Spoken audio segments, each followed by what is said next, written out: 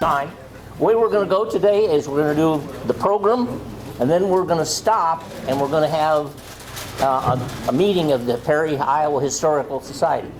You can stay if you want to. You don't have to, you know. You can just be here for the program, which is perfectly fine. So if you get up and leave, I won't be offended.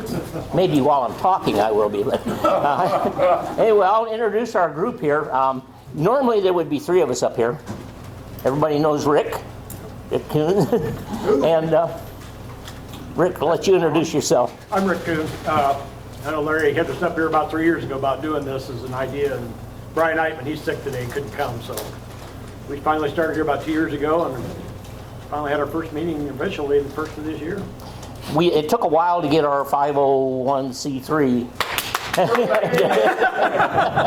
I've been practicing in this in front of the mirror. I don't know, for some reason I can't say that.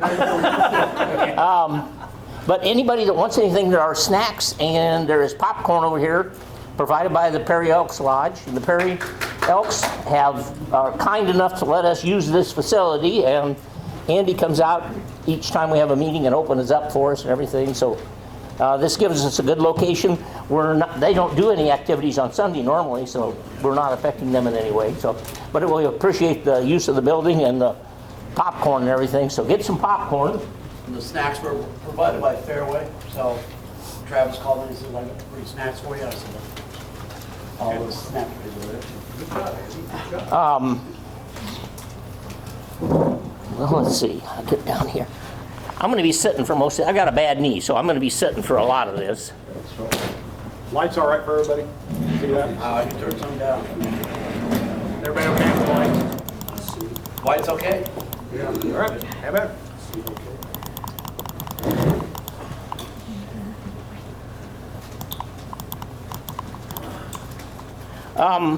We're talking today about the theaters of Perry, Iowa. I just thought that was apropos with what's happening with our local theater. It's up for sale now, and I don't know about anybody else in the room. I don't have a lot of confidence that somebody's going to step up and buy it and continue running it as a theater. I mean, that's my hope, but I don't put a lot of faith in that hope. But we'll talk a little bit more about the Grand Theater and, you know, and its effect on our community and everything. The first motion pictures that we had in Perry were not in a building. There would be a traveling group that would, and lots of these groups traveled around. They might be a vaudeville troupe, or it might be a group of musicians and things, and go different places. But they would come to town, and they would find a building, whitewash the side of the building, and then set up this projector, and it would be like I called them, a magic lantern show or something like this. They would show this for a week or two, and I'm not sure how long, but you can find this in the real old issues of the Perry paper.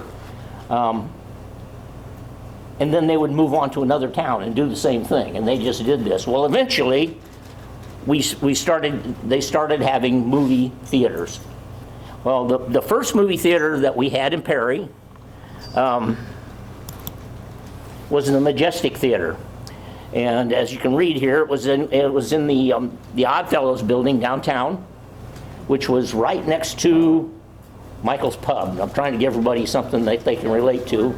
Looks like we got some drinking people in here who might know Mike's Pub.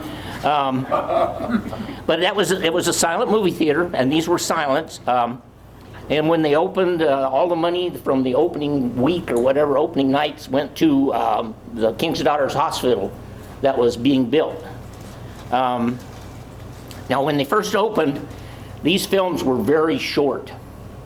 They were like maybe one reel, you know. They weren't really movies. Per se, you know, and so that when you went to see a movie, for instance, at the Majestic Theater, okay, and the Majestic, it was badly damaged in a fire in 1915. It reopened, and then it closed that following year. And I've never found out why, but there were other businesses. I think the Grand Theater was trying to for that same market.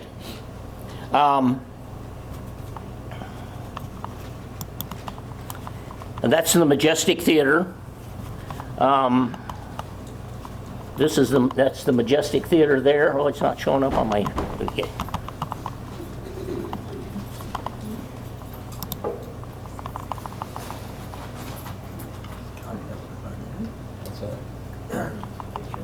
Well, I wonder. Okay, that's the Majestic Theater. This little small building you see right here, that's Michael's Pub, or what it was then. It's the Crooked Rail today. And then the big building next door is the Ollie's Hotel. that hotel had so many names. It was the Snell. It was My the mom spent her honeymoon there. That's why I know. The last one was Rogers. pardon. Rogers was It was the Rogers. It was the Snell. It was the Rainbow. It just, people would buy it and put a new name on it and everything. One of the things I find interesting about this picture is, whoops, I lost my pointer, is right down here in the corner, this gal. She is outside of the women's entrance to the hotel, and over here is the main entrance. And I have some pictures of inside of the building, and the women had a separate entrance, so they didn't have to associate with the riffraff that was the men or anything. And the men were smoking. They had cigars and everything, and so there were actually two separate entrances. And this was not uncommon. There were many, many of the depots back in the day that you would go to a railroad depot, and it would have a women's entrance and a waiting room for women, and then there would be the regular entrance and the regular waiting room and every ticket window for the men. But that's what I found that pretty interesting. The Majestic Theater here. As I say, this building, the building wasn't destroyed, but it got so hot inside of that building in 1915 from the fire that the bearings in the projector melted, or they softened up, so they collapsed, so they couldn't. But that was how hot it got. Mike Canale was on our Perry, Iowa Historic Preservation Commission, and Mike and I were both looking at this picture, and right here, this is, like I say, this was Mike's Pub. But if you see in the window, and we couldn't figure out what that was. And if you get real close and you blow the thing up and etc., it's a rod with a ball on top or a dome on top. Well, it turns out in doing some research and a little bit of seeing what we could figure out, that was a millinery shop, and those were for hats. And millineries, there were a number of millinery shops all over Perry, because back in the day, people made their own clothes. They might make their own dress, but a hat wasn't something they were going to be able to make. It was the same way with shoes. Shoes weren't something they were going to be able to make. So those were hats. Of course, we got horse and buggies and everything here.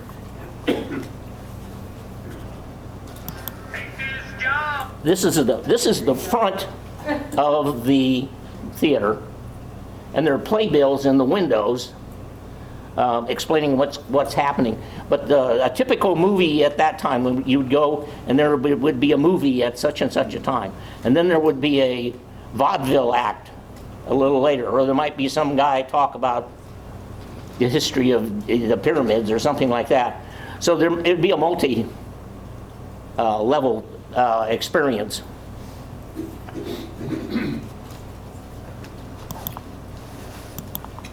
Come on.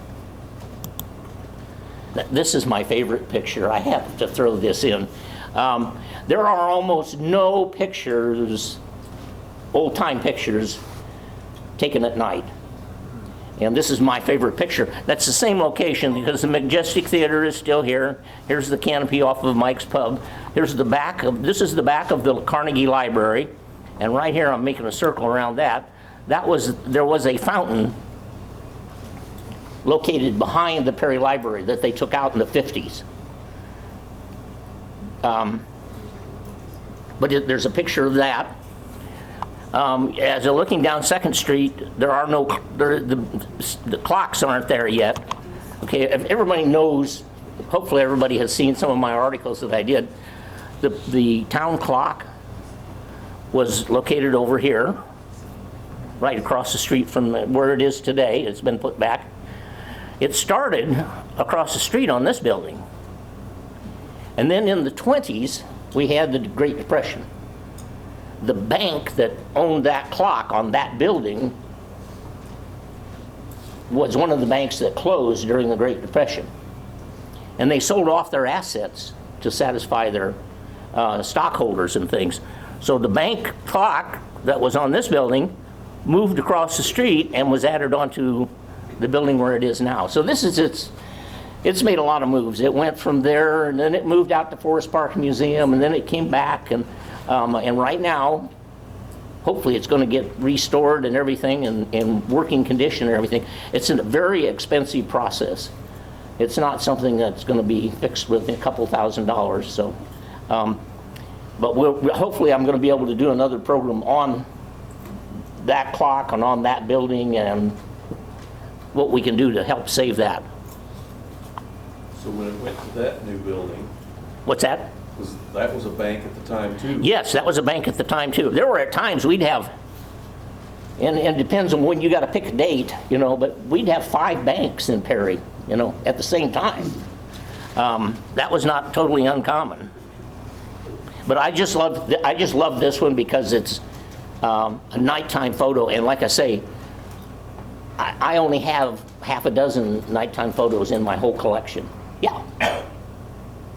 Just out of curiosity, if you look right up the middle of the street and you go up, is that white spot, is that a fault in the picture, or is that light that hung in that intersection? I'm not sure. I know that there was, at one time, there was a light that hung over the intersection right. Right where that's at. It could be. There was a light that hung down over there. And what it was at this time there were no radio cars or anything, you know. You didn't have radios in your police cars or anything. So it was a warning light.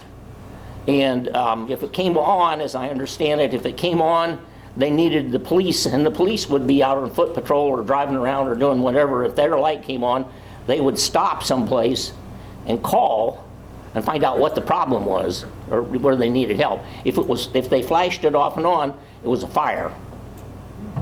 But I love to go to, I have a really good picture of this hanging over the intersection, and if you scroll down a little bit in your picture, it just looks like it's floating in the air. And I would always go to school, and when I would get a bunch of kids in there, and I'd say, and this is a photo of a real UFO in downtown area. And if they were young enough, they would fall for it. This is just a playbill from the theater, from the Majestic, and they called it a photo playhouse. They weren't really called movie theaters yet, but you can see they had music by the Majestic Orchestra.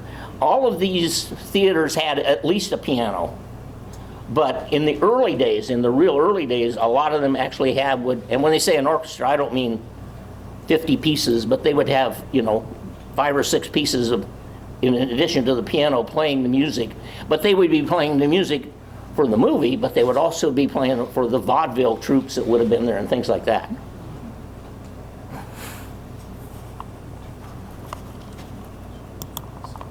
There's downtown Perry. There's the Majestic Theater again. 2nd Street right here. This is the Carnegie right here on the corner. You can just barely see that fountain that I was talking about behind there. And then down here, this is the Iowa Electric Light and Power Company. And it was built there because that was our first power station. Because it had 2 things. A, it was close to downtown because there were no power lines or anything, so they had to run power. And the people that wanted electricity in those days were businesses. They wanted to put a fan in so that people would come in and get, you know, be comfortable. Or they wanted lights so they could be open more hours and things like that. If you had a house, you had no electricity, but you had no electrical appliances. I've told the story, if you would go to my house today and go into, I have a room set up for my son, he's on call from the hospital, but I have a room set up there, and in that room are one of the original 1910 electrical outlets. And it's a screw-in. Because 99% of the use of electricity at that time was for lighting. But if you got a toaster, it didn't have plug-ins on it, it had a screw-on. So you screwed it into, and, but that's the way the wiring was done. So they built that across there because they wanted power for downtown. They were the people that were going to need the electricity and they wanted to light all of these street lights, and they advertised it as the Great White Way because it was lit up at night and people would come just to see that. And the other reason it was where it was is that was right along the railroad tracks. There was a railroad line that came through here. This is 2nd Street right there going south. So they built this right across 2nd Street.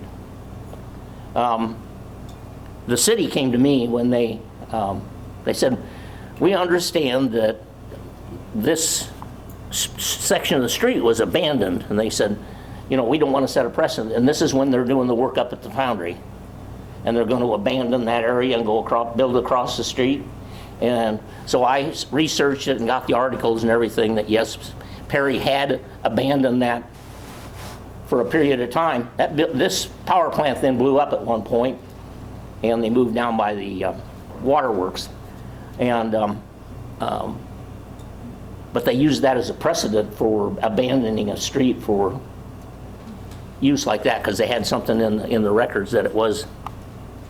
Anybody got any questions here while I'm looking there? So. When they took that fountain out, did it just disappear? Yeah, it had a really neat. And I've never seen a real good close-up of it, but it had it looked to me like an angel or something like that, or, you know, something on the top of it.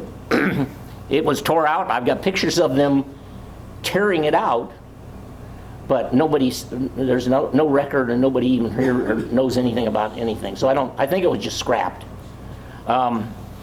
When they did, I'm a volunteer down at the Carnegie, and some of the training that we took was that Roberta, when she did the Carnegie Library and she had water lines stubbed out to the back wall of that building. They're in place now. They're not in use. But if at some point in time they wanted to put a water fountain back there, the water was already there to come out of the building to. Didn't the Uptown also get their heat from the? Well, that would be from the other plant. that would have been from the 3rd power plant, which was down by the park. Okay. That was as these power plants would get, well, this one blew up, you know, we had different ones that had issues like that, but as time went along, they needed bigger and bigger because they're going out and people are buying appliances and everything. When this first happened, like I say, there just wasn't any need for electricity, you know. Are you saying Thomas Edison was still in kindergarten? That's the front of the Majestic Theater. And they've got playbills. And when you see old pictures in Perry, you'll see lots of these sandwich boards. Now, that's kind of come back because you can go down 2nd Street today and there'll be one out in front of, you know, different businesses and things like that. Where 10 years ago, I don't remember seeing anything like that, really. But it's kind of evolved and came back around. Is that a bear standing in front of that guy? You know what? I've looked at that and looked at that. It looks like that, or if you look at the feet, it kind of. When I have time, I will just pore over these photos and pick out details. So I don't know. It looks like a bear, but the feet kind of look like a human. So I don't know. This is the inside of the Majestic Theater. It sloped down, but what a lot of these places did is they didn't They built the front entrance up. So you might go up 3 or 4 steps to get into the building, and then it would slope down on the inside. Wasn't like it was sloping inside of the building too much.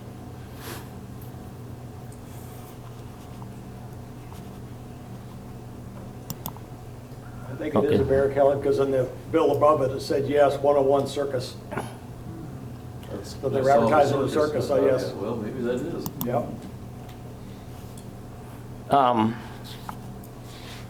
As I say, the original, that was our original first movie theater.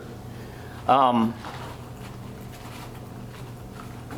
we moved on from that, but at the same time that we had, this was the first movie theater, or the first one that I can find that shows playing these magic lantern shows or anything like that, because they were included. First of all, some of these places were opened up. This was opened as a movie theater, but the Grand Opera House was what we're going to go to next.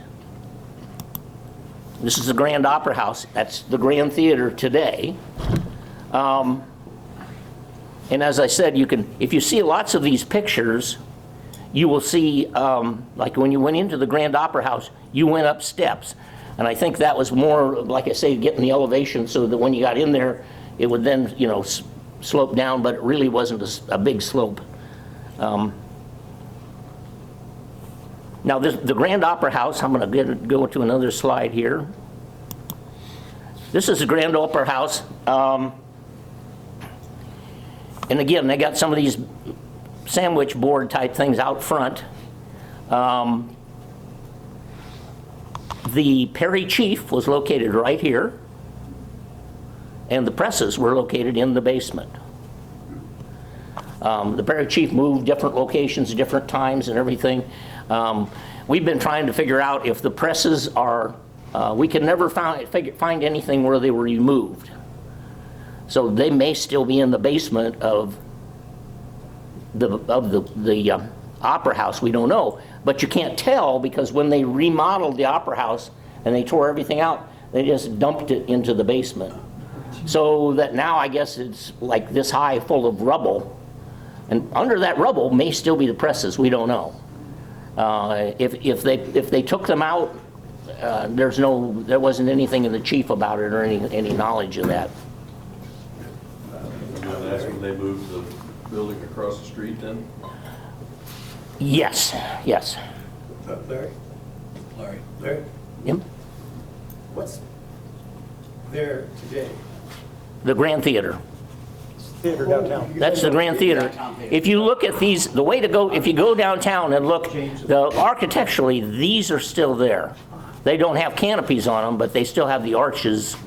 They're still there today.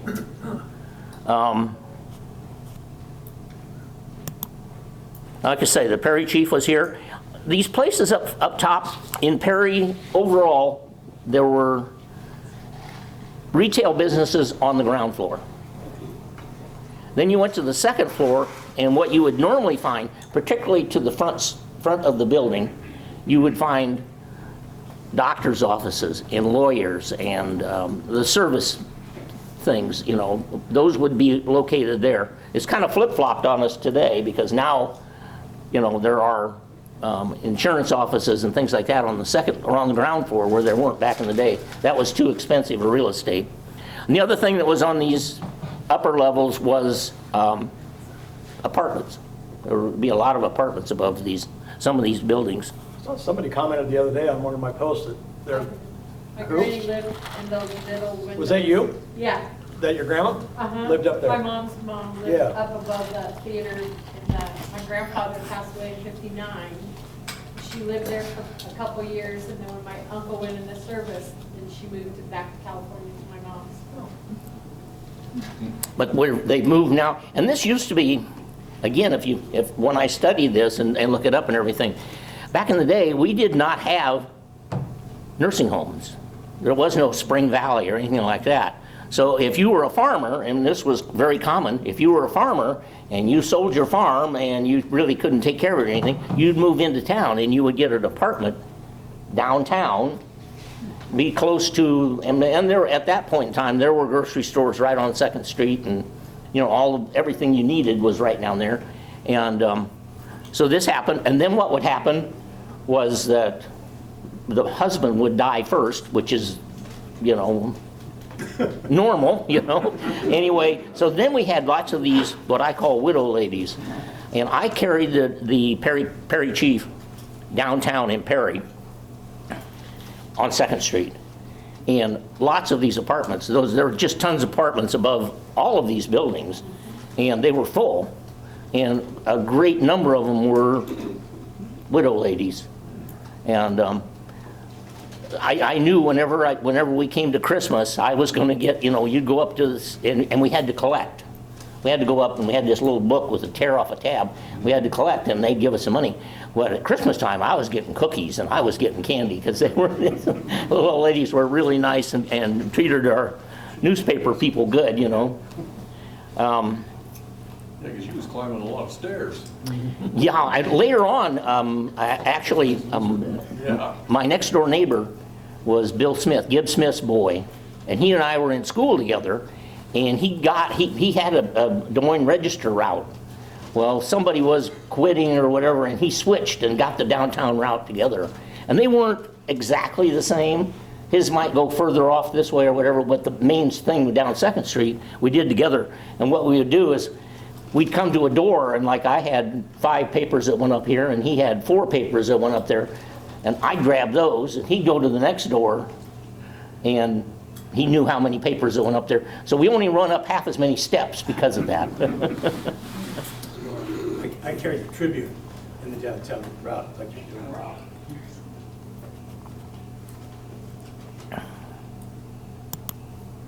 And this is right here, right exactly there, is the insurance, State Farm Insurance today.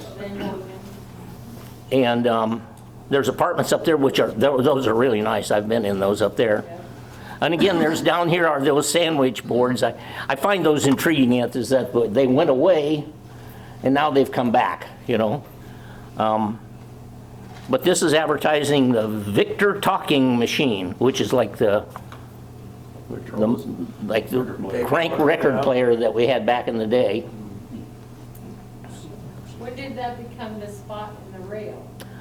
I would have to look in my records. I don't know the years. For those that don't know, the spot and the rail were in these 2 buildings, and there was actually a firewall that went down between them.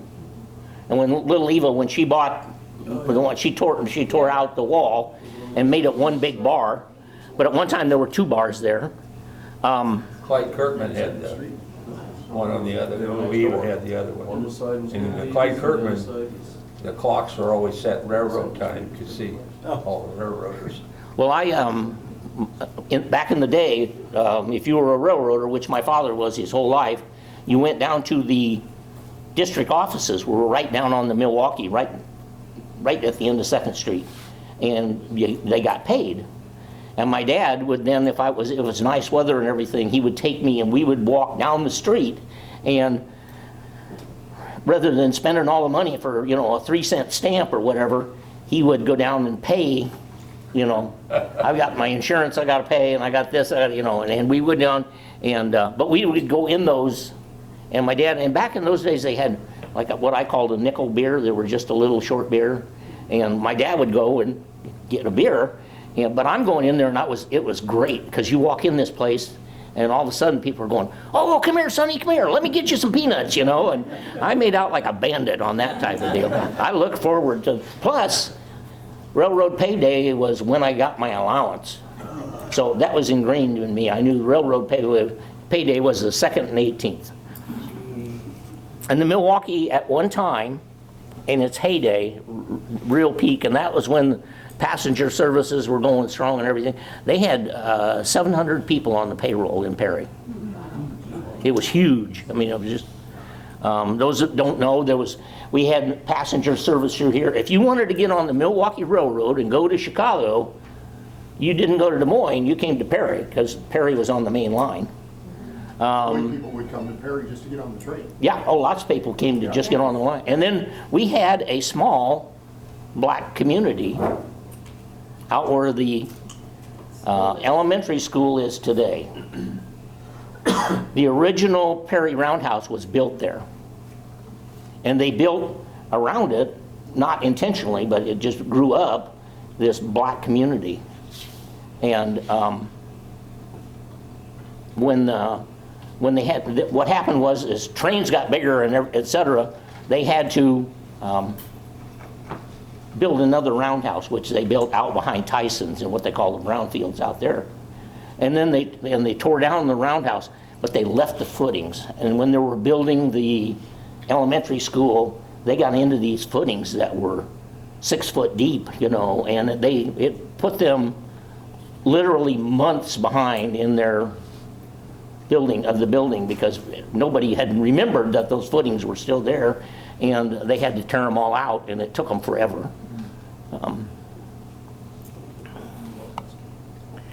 Well, that's the Grand Theater, or Grand Opera House. It started, and Minburn had an opera house. Rippey had an opera house. Probably none of these places ever had an opera.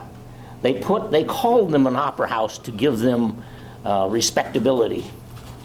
You know, it was a lot, you know, the women get, you know, they're not going to go to a saloon or a tavern or something like that, but they can go to the opera house. So that was just a name. It was something they called, and it was a place that lots of different entertainment venues were going to be there. At one time, there was a skating rink inside of the Grand Opera House. They had a big area in there. And this is the, again, that's the Perry Theater. Again, it changed hands, the name changed, etc. This was the front of it, and there was a concession stand that you could walk up outside and get your tickets, you know, and then go on inside. And this was when it was just a single screen. And then Fridley came and he bought the theater, shut it down for quite a while, gutted it, and that's where the rubble went into the basement and everything. And up along the front here, to the left and to the right were some areas, like I can remember Johnny's Cafe being up there right next to the theater, and there were different businesses that were in across the front. And so when Fridley bought it, he put it into 3 theaters, which is what it is today, multiplex type thing. And he also had a video store in there.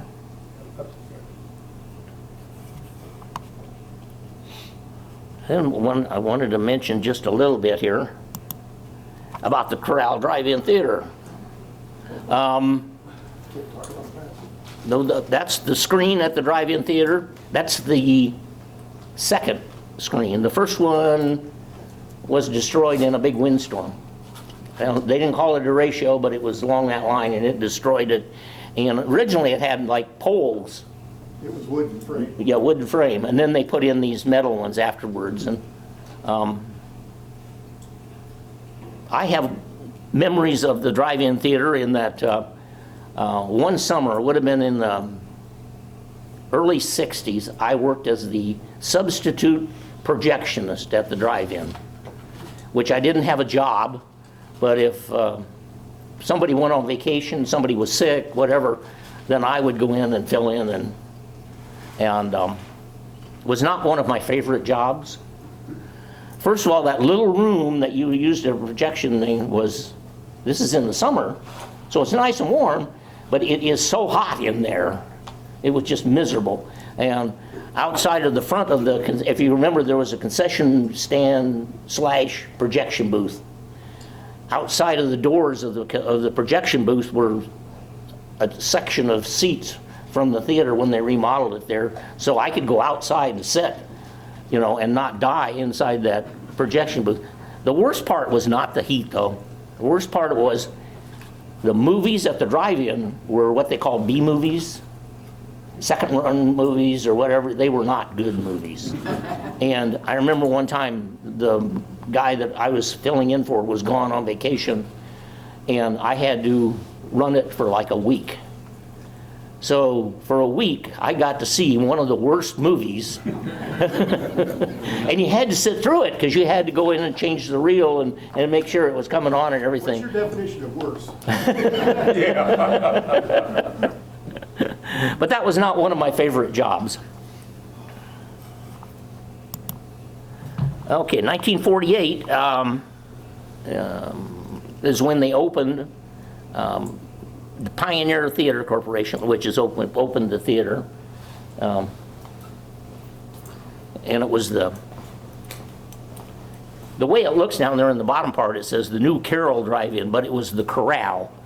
And the way it was decorated was, there was what I call stockade fences, you know, around the outside of the You'll split rail. seating rail. And then the other thing that they had was they had playground equipment. So if I would go out with my folks, you know, they would say, you go up and play on that, and you know, when they start showing the previews and things, then I had to go back to the car. And but they had playground equipment. They had a little miniature train that went around a section of the thing that kids could get rides on. And then I told John just the other day, I said, I've got video of a real ugly kid riding on a little merry-go-round out there. You weren't that ugly, John. But there were activities and things like that going on. And they had, I remember they had Buck Night, where they would let as many people as you could cram into a car in for $1. And Dollar a car. Dollar a car. $1 a car. But a lot of times what some of my friends and I would do, being too cheap, we would drive around and go down the gravel road behind the theater, jump out, and then whoever was driving would drive around and pay to get in, and then we would sneak in, you know. That movie was so much better when you snuck in. It just, And you could do that until they put the spikes up in the exit ramp. Yeah. he would let us out. We would sneak in on foot, and he would drive around and he'd pay to get in, and you know, everybody else got in for free. That's one of their advertising flyers there, and it's got a picture of the little train.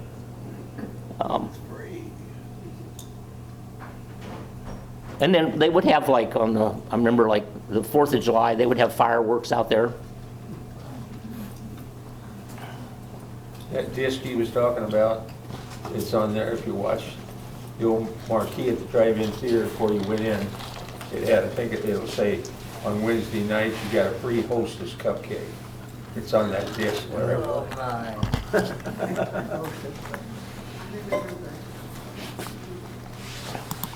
Okay, there's that concession stand I was talking about, and on the front side of it was where I sat outside in these chairs to cool off.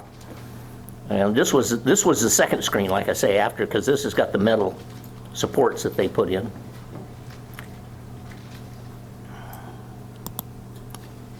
That's a speaker, and if you read up at the top, it says Corral Drive-In, Corral Outdoor Theater. And there were some of them that said Perry, Iowa on them too, because people would drive off with these, people would steal them, they'd cut the wire. And I took those photos down at the Newton Theater because Mertz had moved down there and he was using speakers from here. And the first time my wife and I went down to a movie, that was our speaker for our car. But I've contacted them. He said, yes, I still have the Perry Outdoor Theater and Corral Outdoor Theater. If I come back across them in our storage, he goes, I'll let you know, and he's going to give us a couple of them. Very good. Outstanding. It was pretty funny to reach out and pick up the speaker and put in the car. It's like, oh, be damned. Well, well, then in later years, at the very end there, they were doing it over the radio. yeah, now they do. Yeah. And they did that out there at the, at Perry. yeah. What year did that close, finally? I'd have to look it up. Yeah, I moved here in '82, and that was the last movie they showed was La Bamba. That was in 82? Uh-huh. Wow. You'd know Martha, wouldn't you? I don't remember what year it was, but it closed. Sounds right. Speaking of different theaters, this is probably in the early 70s, I took my family, went down to Missouri, Southern Iowa, driving by, and I seen this great big tower. And around the deal, there were little screens. So when we came back, I slowed up, I think the movie was Ben-Hur or something. That was the main deal, and you had your own individual screen. Oh. And I talked to my brother-in-law about it, and there was a few of them around. Yeah. And you use your radio too. Well, this is the, again, that's the Perry Theater with a different front on it. You know, it doesn't have that ticket booth anymore. But this is over here, you can see, I can't tell you what business this was here. Over on that side, there was probably Johnny's Cafe over there. One of the things I was going to talk about is when you're looking at some of these old pictures, you're looking at the Majestic or you're looking at some of these other theaters, I'll point out a popcorn stand or something to you, because when they originally built theaters and everything, they did not have concession stands. So somebody would know that people wanted something, so they would build a popcorn stand right next door to the theater. Or there would be a candy shop right alongside there. And I said one time too, I was talking to Marge Patterson, and I said we were talking about vaudeville, you know, and how at one time it was huge in Perry. And she was telling me, she said, well, a lot of these places, you know, she said, I said, well, how come, I said, I see these things were at vaudeville things and they're throwing an apple at the, you know, the actor or something because they didn't like him. And she said, well, back in the day, she said, you would stop outside and you might buy, you know, it might be a popcorn stand, or you might get candy, or you might get some fruit, you know, whatever you wanted, and take that in with you to the theater. Well, eventually the movie owners and everything, they realized they were letting these other people take their money, and they put in concession stands, so that all just went away. But this is one of the second, the front of that building has changed so many times over the years. That was in the 70s? Yeah, 'cause 70s? when I was a kid, those lights up there used to light up yellow and they would The flash. whole background of that screen is yellow Uh-huh. with And red in letters. her apartment. Yep, yellow with red letters. Yep. And who was the old guy that, Charlie Wilcox. Charlie Wilcox. Charlie Wilcox took he the ran tickets. the projector, but he always sat right next to that soda machine. Yes. So you got the cup of soda that nobody ever used that I ever saw, because it was, oh yeah, but yeah. My And in the dad, 70s, he was, you know, 100 when years old you're then. 12, 13 years old, he was ancient. Well, I remember when talking about, I'm going to kick you into a different thing here, the wall of witnesses downtown. And at one point in time there, Roberta reached out to John and I both and asked us to be on the committee to pick people to go on that wall. And she had some criteria, like there had to be so many women, and you know, and one of the things that they said was it has to be somebody with a story, but not a bad story. They said we don't want a bank robber on there, you know, we want somebody with a good story from Perry. And I hadn't made up my mind if I was going to do this. So I told my wife, I said, I'm going down, I'm going to look at the wall of witnesses and see who's on there, because you can't remember right now who's on there and who isn't, and you know. And I thought maybe if they're all city council members and old mayors and everything, maybe I'm not interested.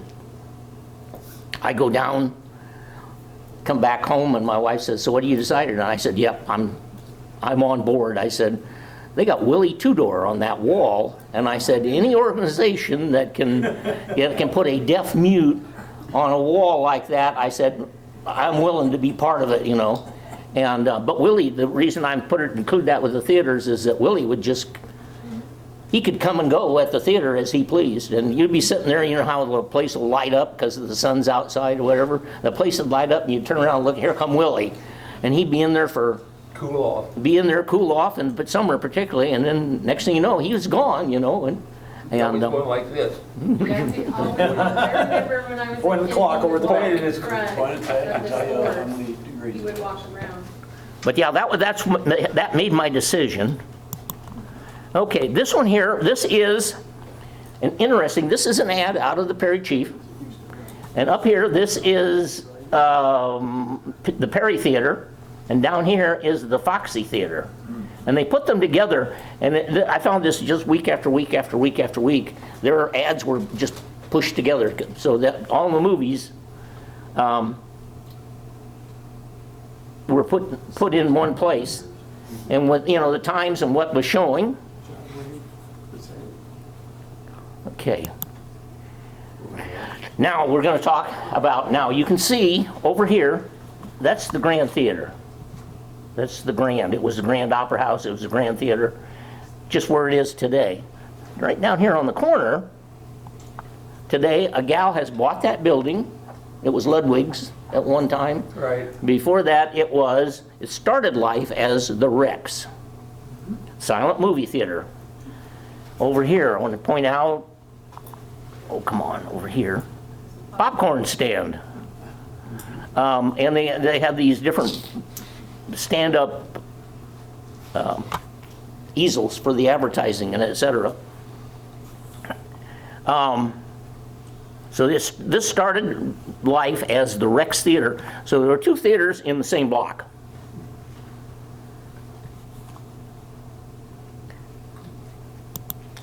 This is the inside of the Rex Theater. Got the metal ceiling, and it had somewhat of a stage down there. I think, I've never seen anything where it said they had an orchestra, but I think they probably had a piano. That was pretty well standard everywhere back in the day. Then, there's your popcorn stand again, I like to point out. It was bought by the Roxy. Or no, it was bought, changed hands, and it became the Roxy. But the Roxy was a chain of movie theaters, and they got sued for using that name. So the Roxy in that location, and that's the Roxy again.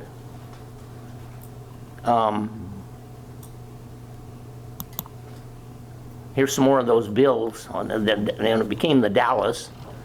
But the next thing that happened to it, I may go back on that, was that it became the Foxy Theater.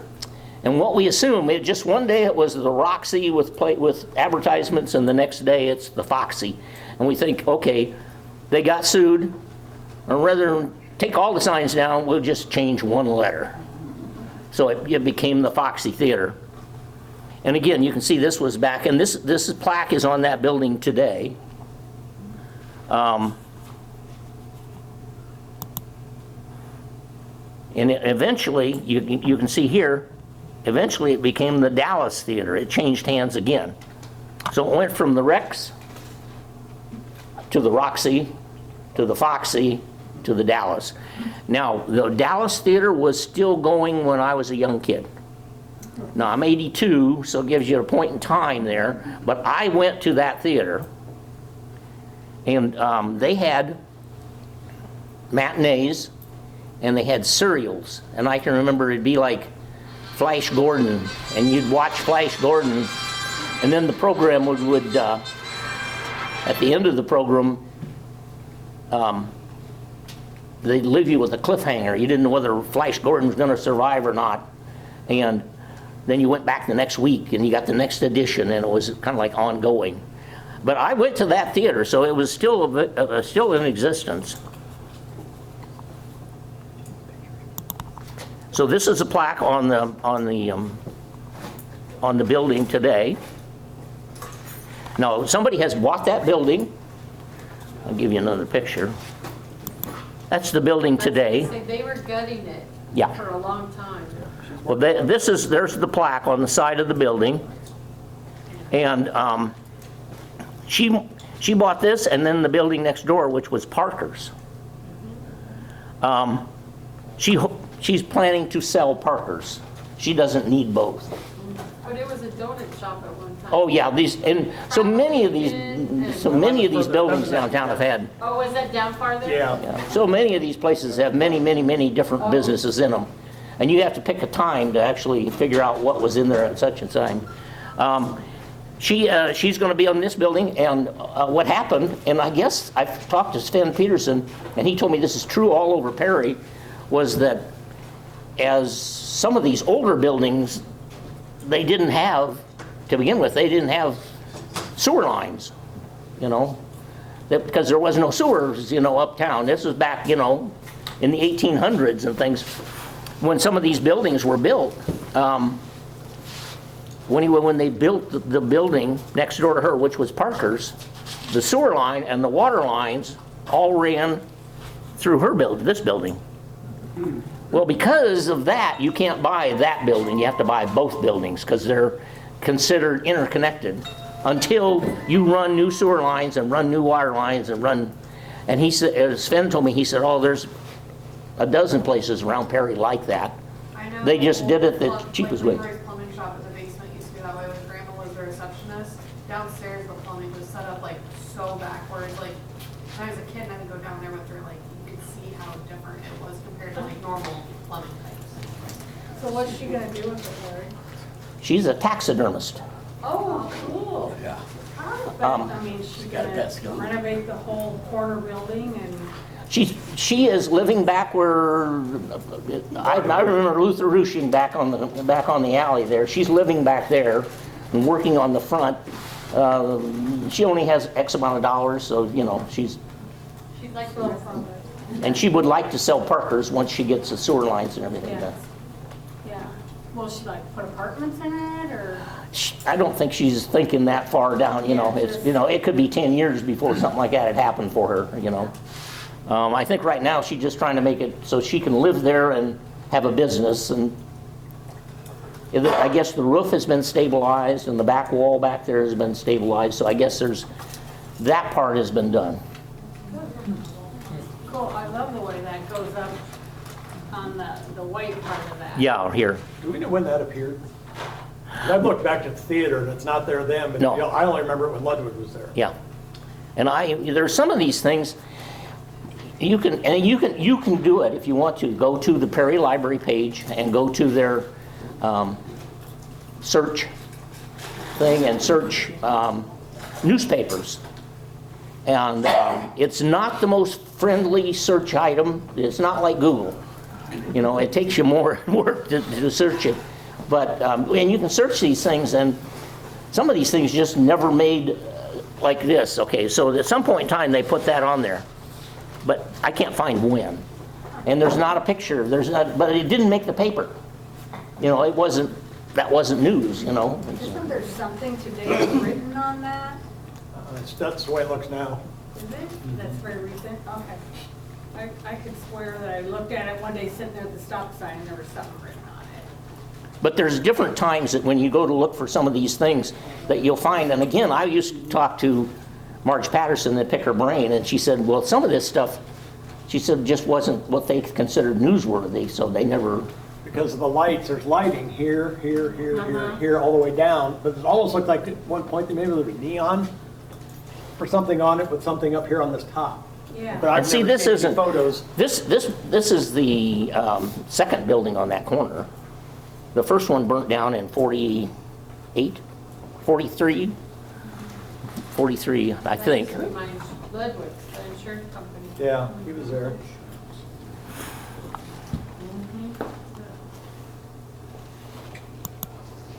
Now, the Grand Theater, which we have today, of course, everybody knows that the Grand Theater is for sale. As I told you, and that's just my own personal feeling. I would love to see that kept open. I've got very, very great memories of the place and going there and dates and, you know, some of the movies that I've seen there and et cetera. I just worry that nobody's going to step up for that, you know. Some communities, the community has purchased the theater and then they use volunteers in terms of selling tickets and so forth. But if you've gone to the theater, I don't go as much now since my wife is gone, but if you go to the theater, quite often you go in there and there's 6 people in the theater, you know. And they're first run They are. movies, you know. You can go to Des Moines and see the same movie. And now some of the smaller theaters, I have two theories. I like to see Star Wars on a big screen, and, you know, I can see a family movie on the small screens. I don't care. Well, I thought they closed it, but it was open up Friday night. Oh, they haven't closed it. I know. They've got it for sale. It's Yeah. for sale, yeah. They have, No, I thought, I took it as they closed it. no. When they No. announced I it. think that's No. the plan if nobody purchases it. Yeah, if nobody, Right. they're just throwing it out there, so I hope it doesn't go away, you know. There's ice cream in there now too. Yep.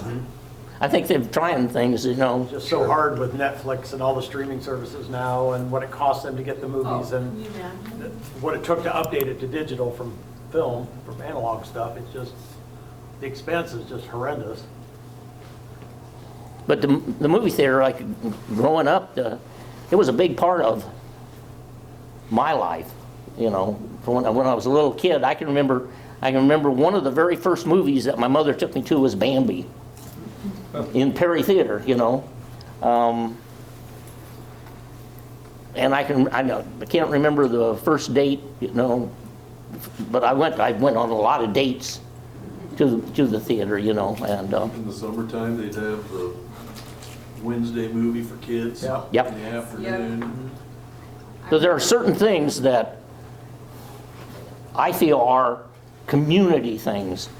The popcorn stand, that was a community thing. It didn't make any difference if you were black or white, or if you were rich or poor. You were stopping at Mrs. Consol's and getting some popcorn, you know. And the same thing with the movie theater. It was very eclectic in who went there, and everybody, you know. Well, I tried to make this end at 2 Hey, o'clock. Larry. Good job. Here's something you wanna, this actually come from the theater when I was a kid. And I went to a couple of movies, 3D movies. Oh, yeah. There's the glasses, remember them? Uh, Coca-Cola? Glasses. Pardon? Coca-Cola? Yep. I just thought I'd bring it. Yeah. The only way I get to a movie is if I got a Yeah. ticket off QuizBiz. QuizBiz, radio station used to have it. Oh, they had a radio station give away movie tickets. I worked at the theater probably from about 61 to about 68. And I started at the drive-in, and I started in that little 4x4 ticket booth in the summertime, and I worked there. And I loved it, and I could see right straight back to the exit, and got so that Jim would have me write down every license plate that came in and how many tickets were sold out of that car. And then later, he would go around and check these license numbers to see how many people were in that car. And he caught a lot of people that had snuck in. You sit there and watch all the kids running in on the driveway on the other end? Well, I didn't catch them running, but I would catch them driving in the back exit Yep. and parking, and then he would go find that car. And, Those spikes kind of prevented that after a while. well, yeah, I didn't know Well, about the spikes, for- but for- John said that. For the beer drinkers in our audience, I will tell you a true story of Steve Dorman and John Rowley and several of the people were in a car, and we went to the drive-in theater.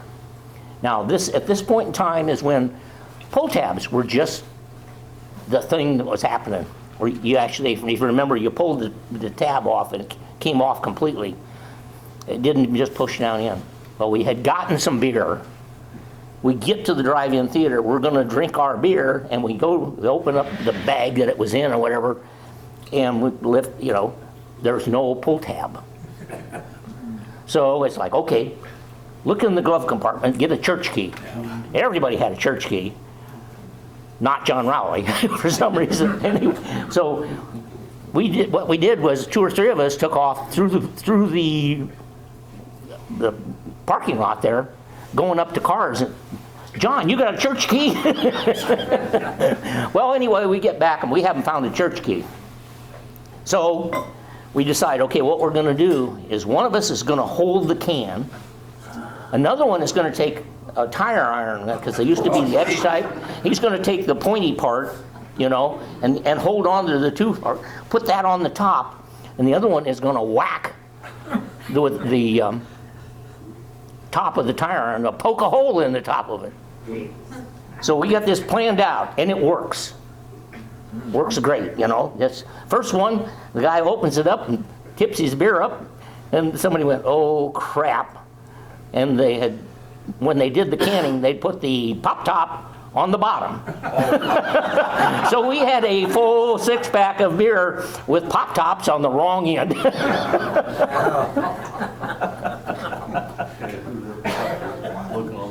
I remember before the movie started out there in theater, just started to get dark, and it'd have the screen that'd come on 5 minutes until, and it'd go around kind of and show what they had inside. And Yep. Yep. Yep. Yeah. And then also, I worked in the wintertime, then I worked downtown at the Perry Theater. And I sold tickets and sold candy.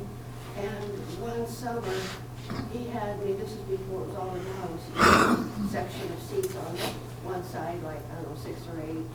And then your big section in the middle, and then another section. I scraped that whole floor from the back to the stage with a putty knife, getting all the candy in the I did sections at a time. And then I went back and scrubbed it, and then I shellacked it. And this took the whole summer to do, because you only do a section at a time so you can still run the theater. And but that was, I did that on my hands and knees and butt. And I worked the whole summer. And then eventually I did start to run the projectors, downtown theater and the drive-in. And I loved both of them, so. Well, when let's see, was it your nephew that was here? Chris? Chris. Yeah, he lived up, when he rented for Friedley, he lived up in the apartment up above. So Chris and I were real good friends, and this is when VCRs were just coming out. And he had a VCR recorder, and Star Wars had just got it to Perry, which might take 6 months back in those days, you know. They had Star Wars had just come, and I had talked to him, and I said, and at this time, video stores didn't exist. You couldn't go buy a videotape or anything, you know. So we went to the, we went down to the theater, and after the movie had shown and everything, everybody's left, we go into the theater, set up his movie camera, his VHS, and we videotaped the screen. To your right. To your right. Now, yeah, second door.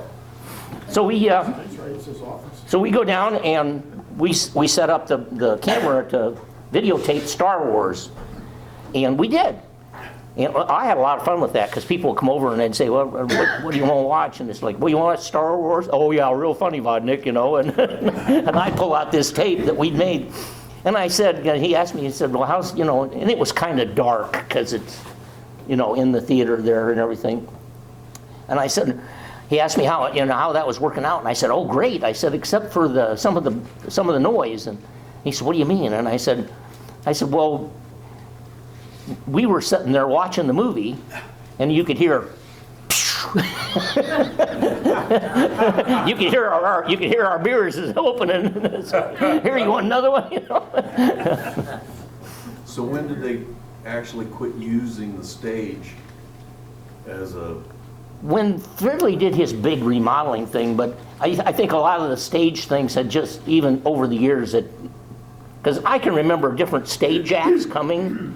You know? I don't ever remember. Yeah, I remember those when I was a kid, and I think that was kind of like the tail end of the, what did they call them, vaudeville type things, you know?